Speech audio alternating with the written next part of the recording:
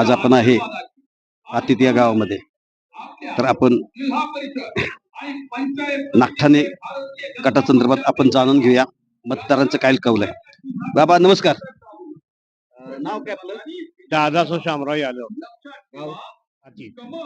काय सांगाल तुम्ही ह्या नागठाणे गटातील उमेदवारांच्या संदर्भात काय सांगाल तुम्ही? नागठाणे गटाला उमेदवार साळुंके यायला पाहिजे आमचं असं मत. काय यायला पाहिजे? सामान्य घरातला आहे, सर्वांना मदत करणारा माणूस आहे. होय. यासाठी यायला. आणि पंचायत समितीमध्ये पंचायत समिती जाधव आहे ना त्यांना. काका तुम्ही या उमेदवाराकडून काय अपेक्षा करू शकता विकासाची कामाची?